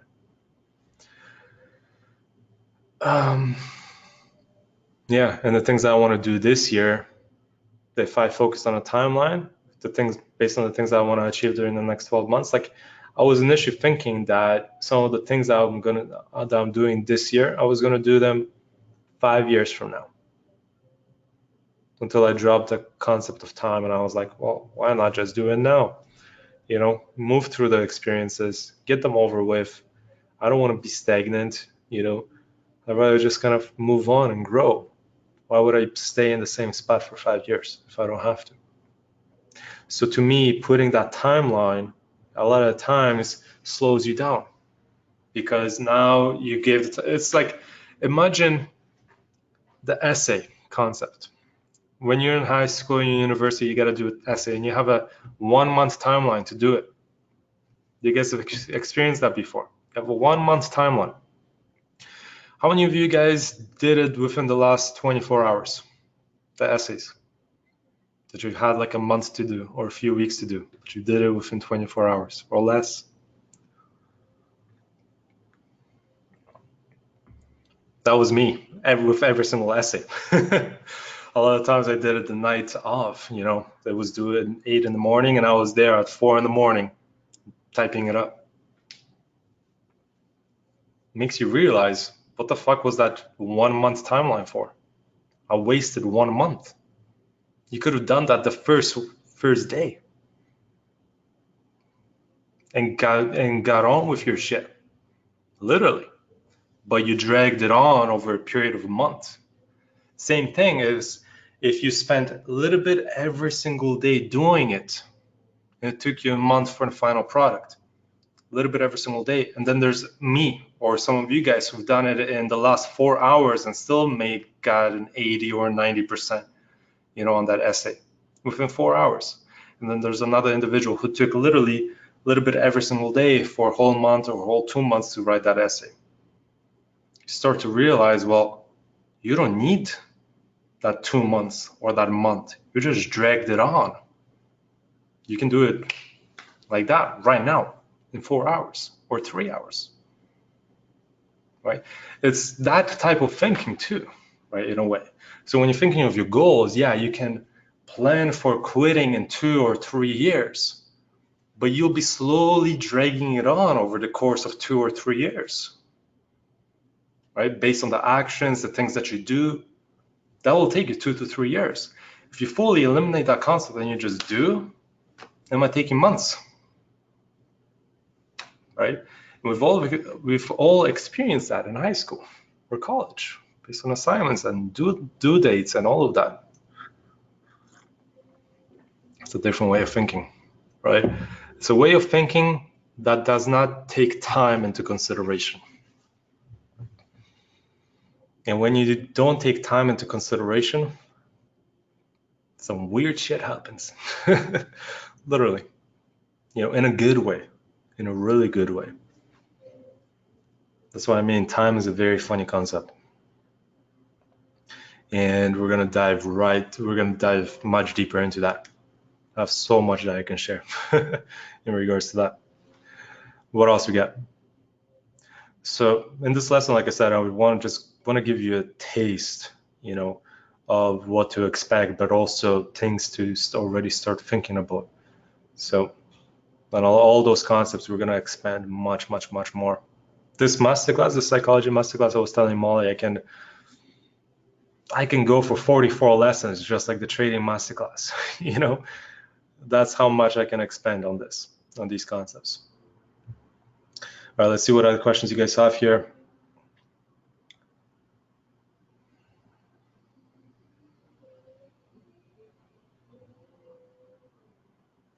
When on the cusp of replacing your income via trading and near quitting your job, what is the best way to manage the fear of the unknown? Being reliant on a working income, then all of a sudden not. Just take the step. Just take the step, as I have found the fear is only in my mind based on prior experiences, or when the action is taken, none of what I thought happens. Yeah, that's the thing, Fear, again, is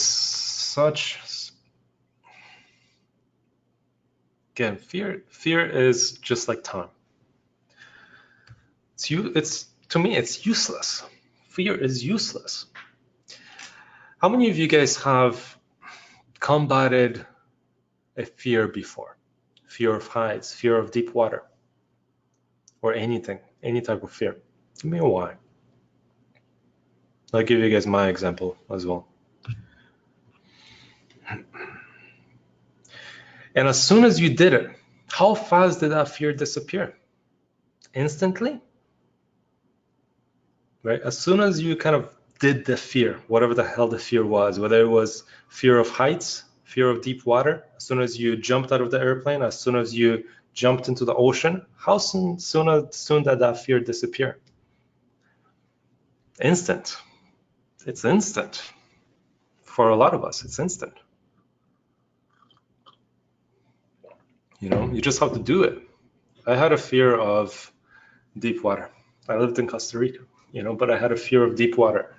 And that was because when I was younger, kind of early high school, maybe before high school, my best friend and I at that point in our lives, we used to go to the beach a lot. We lived in Toronto, near Toronto, Canada, and there's the Greater Lakes in that area, some beautiful places, and we used to go and cliff jump. And there was a time when we were swimming to this dock. It was like an old broken up port, and there was like a giant long dock, and it was all crumbled up, so we had to swim through the lake to go to the tip of the dock so we can kind of dive and jump. And I'm swimming, and all of a sudden I get cramps in both of my legs, and I just go underwater. I cannot swim. Like, I just big cramps in my legs, and I just cannot do anything. I'm just sinking. Good thing my friend was beside me and just kind of pushed me to the rocks, and I was able to kind of still be here. But since that point in time, I was afraid of deep water for years, literally for years, until I moved to Costa Rica, and I just one day just jumped in the ocean, deep ocean, and all of a sudden, fear is gone.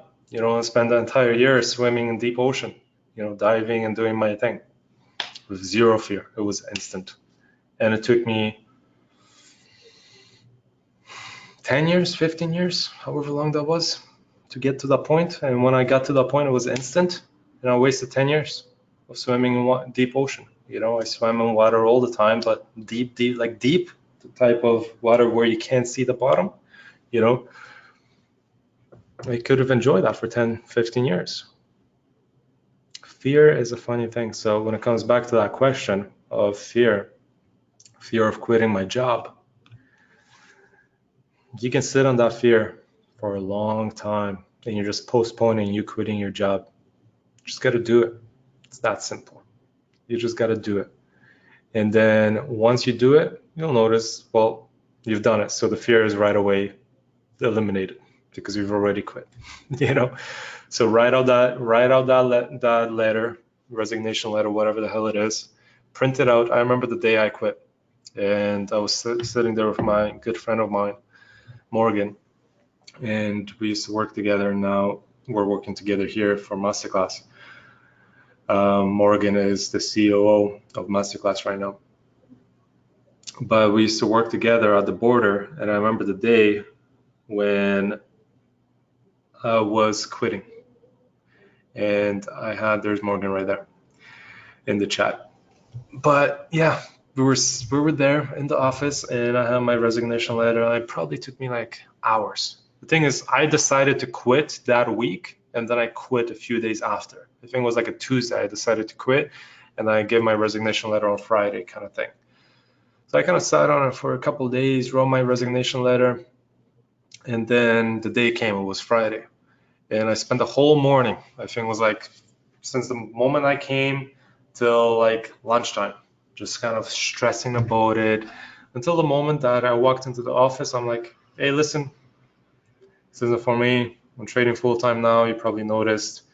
Here's my 2 weeks resignation notice, and thank you for everything. And then all of a sudden, done. It was done. That's it, you know? And the supervisor was like, okay, no problem. All the best. That's it. That's how it went, you know? And then that was the goodbye. It was that simple, you know? And then after that, yeah, sure, like there's the thoughts of, did I do the right thing? You know, the little things that you do think that sabotage you, like myself. All of a sudden I started revenge trading because of the stress, and that happens, you know. But again, it's realizing that it's happening and taking a second to meditate or breathe or, you know, neutralize yourself and moving on. It's always taking that, spending some time in reflection and then moving on. But yeah, it's moving through fear. Fear is such a funny concept that as soon as you go through it, it just disappears immediately. So don't waste time. To me, time and fear, both of them, you can go repeat that same day over and over and over and over again, and you're just wasting time now, where you can truly do something much sooner, you know, rather than wait a week or wait 2 weeks or wait a month or wait a year till you make the decision to quit. You know, if you can quit, make the decision now. Do it now. Do it in the present. Move on with your life. You know, because at some point you have to anyway. That's the thing. In order to progress and grow, you have to anyway. You have to take that step. So why wait? Right? If you can do it, do it. Why wait? You know, that's my take. So some of the things, like I said, I can do in 5 years, but why wait? I can do them now. You know, so why wait 5 years for that experience when I can do it now? And that's what I choose to do. So break through the fears because they're pointless. They limit you.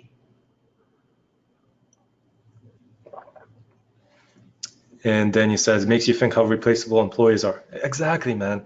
It's like, you're stressed about, quitting and such, but it's like literally I went to the office and like got my resignation letter and he was like, okay, awesome. Took probably 2 minutes, shook my hand, and then I just worked for 2 weeks and I was gone. That's it. You're just another tool. You're just another individual there to do the task. There's many other people who can do it for you, right? You're replaceable. So if you're worried that, if you're worried for that company that, by you quitting is going to hinder them, there's many other people who can do that job. Don't waste time, bend time. What else? Let me bang out a couple more questions. Blaine, I've taken tons of value from this webinar already, especially on the topic of the 9 to 5. Awesome, my man.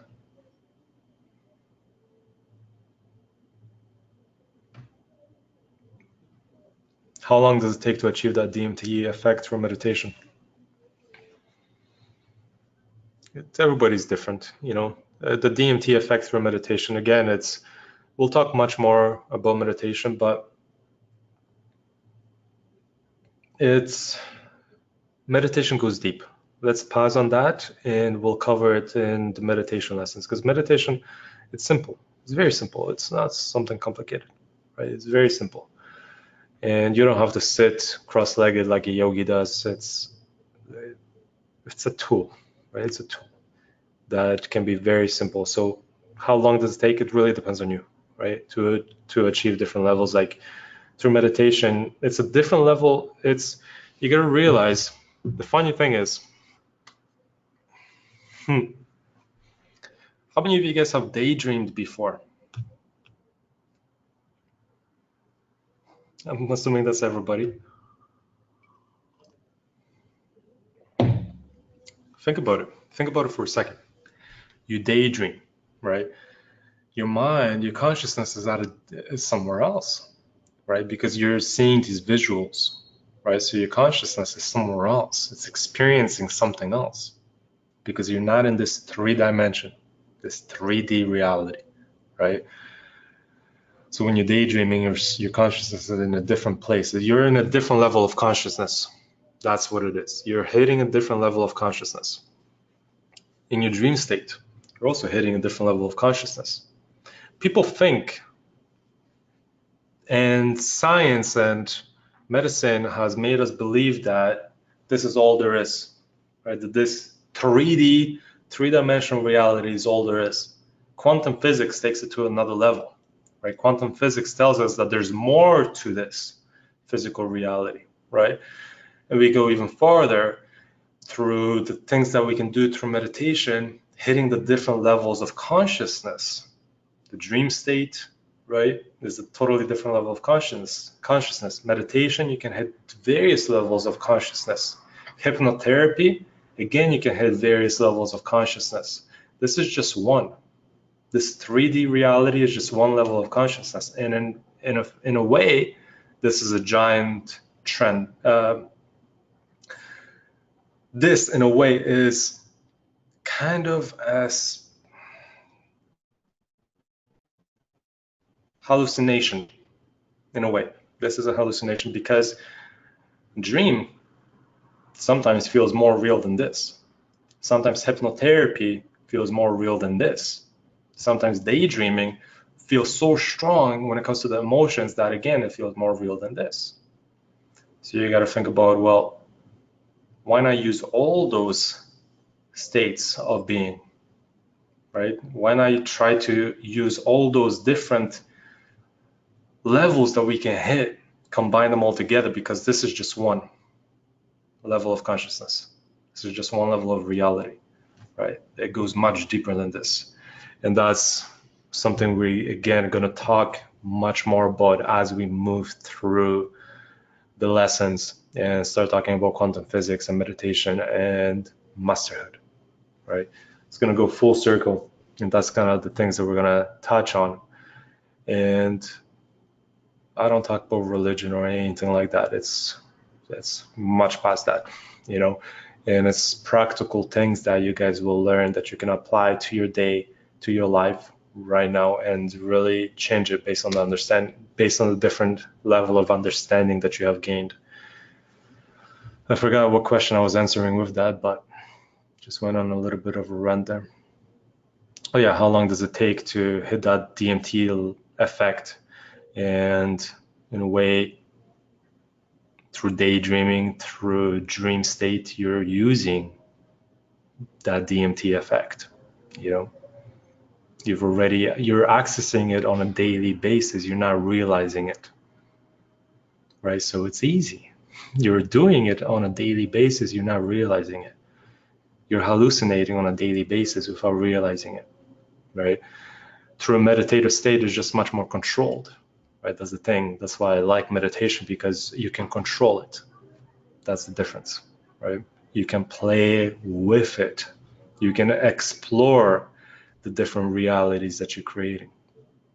You can literally do that, and it's very similar to daydreaming, very similar to dreaming. It's more of a controlled state where you can kind of use your awareness that you have gained from the beginning stages of meditation to explore farther.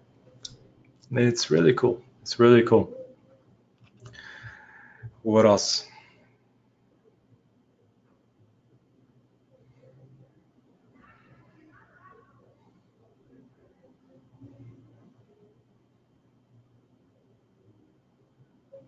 Nick Phillips, time is just a concept invented by humans. We're the only species to use the concept, I'm pretty sure. Time, from what I've read, the different sources that I've gathered, time has been created by the church. I think it was Roman Catholic Church back in the day, for the purpose of appointments and contracts. That's it. For the purpose of appointments and contracts. That's why time was invented, to track appointments and contracts. And that limits you. Time, thinking that way, time limits you. But that's, to my understanding, that's why time was created, right? It's not something that is, it's something that we created, right? For the purpose of appointments and contracts. But that's something we can, again, you can explore on yourself. But again, time, like I said, it's a funny concept. We'll be talking a lot about it. All right, I think that's it, guys. Stephanie says, how do you raise your financial thermostat? Feeling comfortable trading a $10,000 account versus feeling fear for a significant larger account size? Start to realize, buy something. Buy something that's $1,000 and you start to realize that that's not a lot of money. $10,000 is not a lot of money. You can buy something for $1,000 and all of a sudden feel like you're broke. 10K is not a lot, right? It's not a lot. This monitor right here is $1,000. This monitor right here is $1,000. This standing desk is $2K. This Mac Pro is $5,000. That TV, $3,000. This couch, that beanbag, pushing almost $15,000, right? And you start to realize that as soon as you start buying things, it's not a lot of money, right? It's not a lot of money. 10K is not a lot of money, because there's things that cost much more than that, right? And it's just putting things into perspective. To me, it's just literally putting things into perspective, where you start to realize that, no, that's not a lot at all, right? So raise your financial thermostat, to me, is realizing, first of all, that I can have whatever I want. That if that person is driving a Ferrari, why can't I? If that person is living in this beautiful villa in Costa Rica, why can't I, right? So raising your financial thermostat is first tackling those limiting beliefs of you feeling that you're not worthy of those things, of that abundance, right? That's a lot of times, that's the first thing, is is feeling that you're worthy of that abundance. And a lot of us feel like we're not because of the things that we've done, you know, or the experiences that we've had. We feel like, you know what, he's worthy of it, but I'm not, you know. I didn't hustle, I didn't do the work, I'm not worthy of that success. And that's a limitation that you have just put on yourself. So how do you raise that financial thermostat? Is realizing that abundance is everywhere. First of all, abundance is everywhere. Where if you want to make money, ask this person for $5. Walk down the street literally and say, hey, I lost my wallet. Can I borrow? Do you have $5 that you can spare?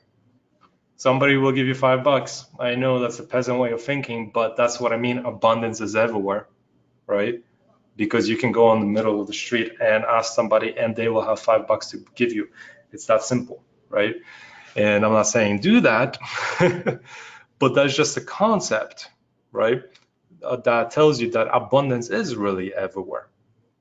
So if you can ask this person for $5, you can probably create something for $5 and sell it to 1 million people.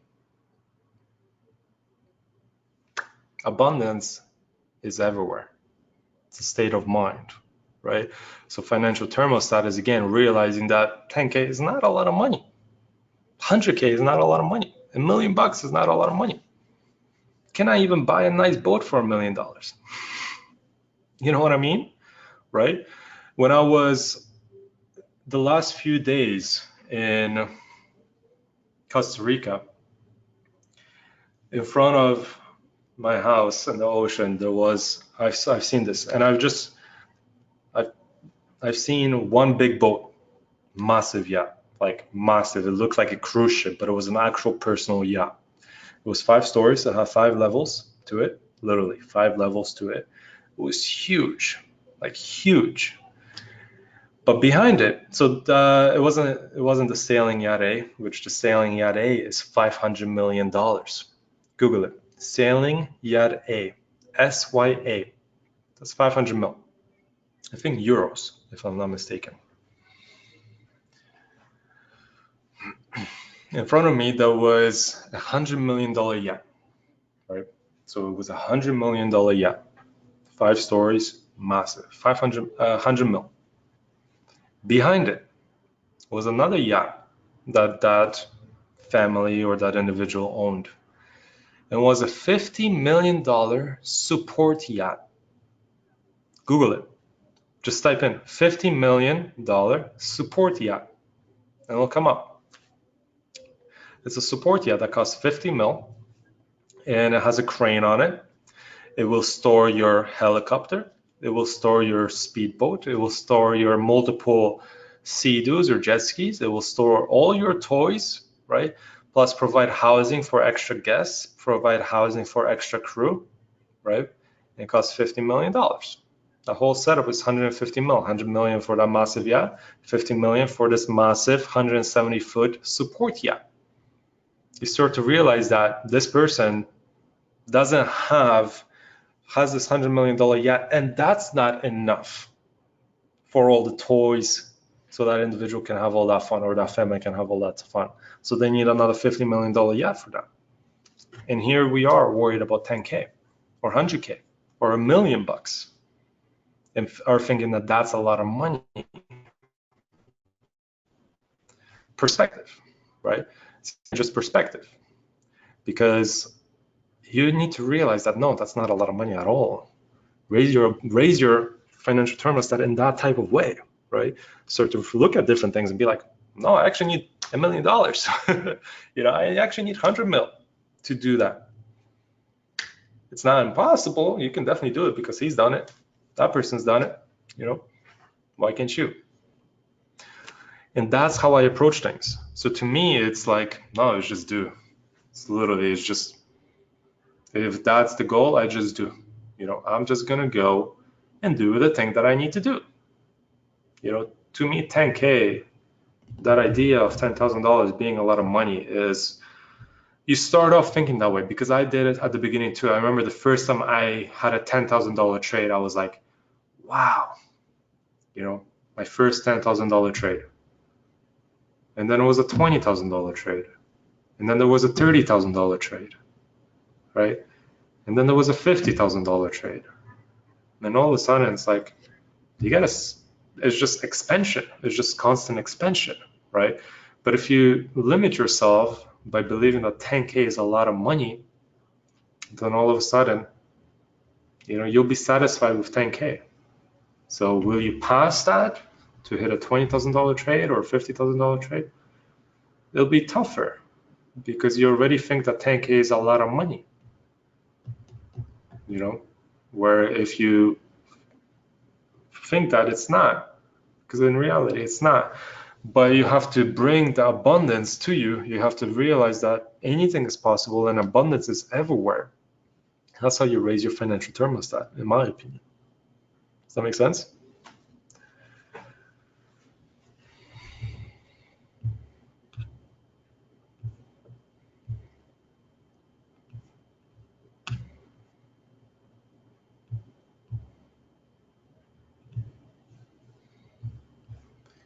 For those who are watching this live, check it out. Or sorry, watching this.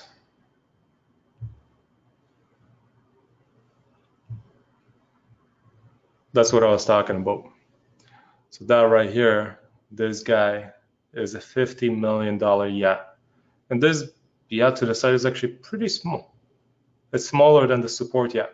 The one I saw, the yacht was literally 5 stories. This is 1, 2, 3. The one I saw was 5 stories. It was massive, probably twice or 3 times the size of that yacht. And that support yacht was smaller than that actual big yacht. But that's what I was referring to. 50 mil for that support yacht to store your toys, whether it be a jet, a helicopter, Sea-Doos. Right? To achieve that, to afford that, to you, $50 million has to be nothing. Because I cannot imagine this person buying this if you only had 50 mil. They have to be sitting on maybe $1 billion, maybe hundreds of millions, right? To spend $50 million on a support yacht, which is a second yacht, to the one they already own. So to them, you got to realize 50 mil is not a lot of money. So it's just perspective at the end of the day.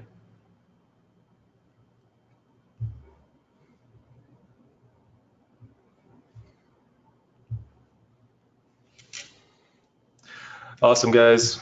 I think we're going to wrap it up. We've been going for 2 hours, just a little bit above 2 hours. Let me know in the comments, how has this webinar been so far? Ask your questions after, and I'll answer them throughout the next lessons. It's going to be a good month, guys. It's going to be a life-changing month. I'm going to try to share a lot of tips with you guys. For now, I'm going to give you guys some basic beginner books to dig into if you haven't already. And if you had, listen to them again. I'm going to give you a lot of resources as we go through this, a lot of different books that can kind of open up your awareness, different tools that you can do.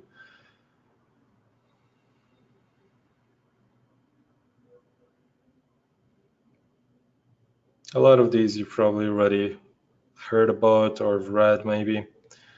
I'm just searching them here.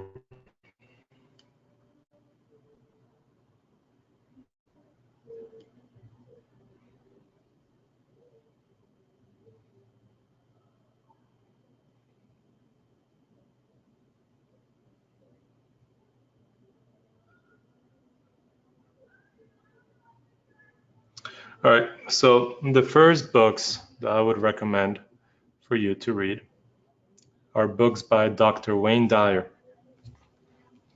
And Dr. Wayne Dyer, he talks a lot about these concepts, but in an understandable way, basics, right? So Dr. Wayne Dyer, I don't know if I can focus on this. Doesn't focus. But Dr. Wayne Dyer, he's got some books like Change Your Thoughts, Change Your Life. Really good book. Change Your Thoughts, Change Your Life by Dr. Wayne Dyer. I Can See Clearly Now by Dr. Wayne Dyer. Manifest Your Destiny by Dr. Wayne Dyer. The Power of Intention. We talked a little bit about intention during this webinar. It's a good one. The Power of Intention by Dr. Wayne Dyer. Wishes Fulfilled by Dr. Wayne Dyer. Right, so all of those books, they're really good, right, to kind of get you thinking about manifestation, get you thinking a little bit about raising your consciousness and how your thoughts create your reality. Very basic level, but it's an understanding that you need to gain. I've read these books multiple times, you know. I still recommend them because I love them. So if you've read them before, read them again. Books by Dr. Wayne Dyer.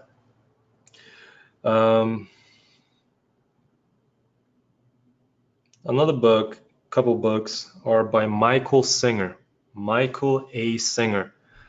The one book is The Untethered Soul, The Untethered Soul by Michael A. Singer. It's an awesome book, and to me it's as equal as Wayne Dyer's books. The Untethered Soul by Michael A. Singer is an amazing book, and again, it gives you tools on different tools that you can utilize to start thinking in this kind of way. Again, it's more on the basic side of things. We're going to go much deeper than that. But again, it's things that you need to know, right? So The Untethered Soul by Michael A. Singer. And he has another one, The Surrender Experiment by Michael A. Singer. The Surrender Experiment. That's the second one, right? And again, we're going to talk much more about that concept, and we're going to go much deeper into the surrendering to life. That's kind of that concept, surrendering to life. We're going to go much deeper into that. But those two books are really good. And when it comes to kind of the beginning side of things, I think we're going to end Dr. Joe Dispenza. Some of you guys have been mentioning Dr. Joe Dispenza's books. He's got some good books as well. Dr. Joe Dispenza.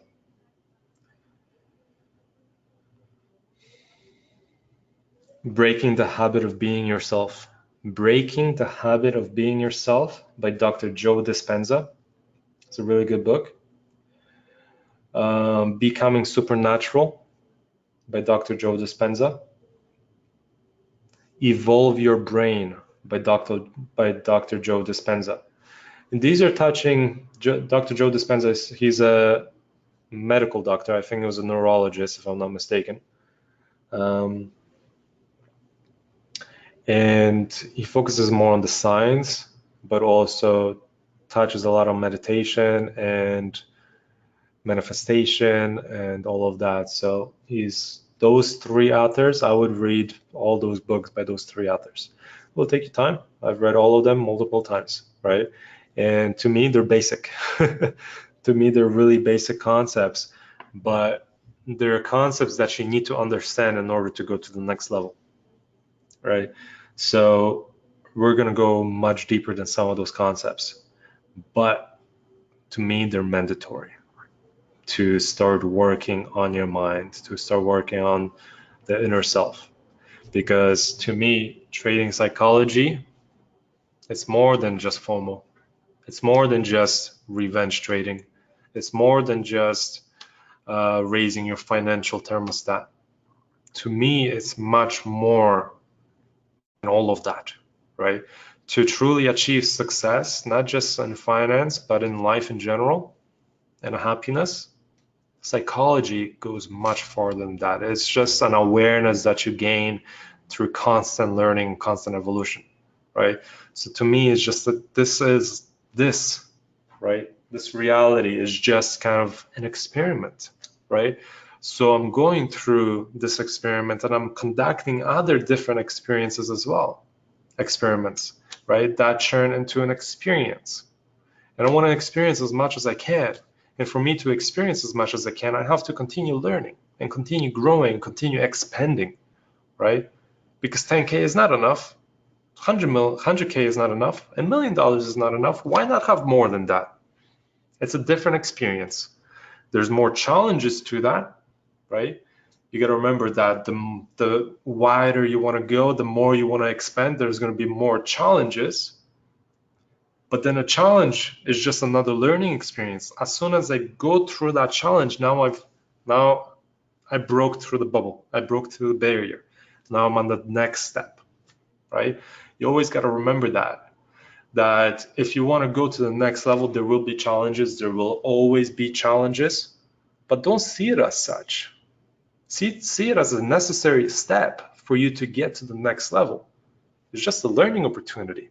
That challenge is part of the game, man, right? It's literally part of the game. Make it fun, right? Make this fun. If you struggle and you have the feeling of struggle within you, you will experience that feeling on a daily basis. If you have the feeling of fear within you, within yourself, you will experience that within your day on a regular basis. If you have feelings of hate, depression, whatever the hell it is, you will experience that in real life, in the reality, because what's within you is projected to the outside and then is reflected back on you within this three-dimensional reality.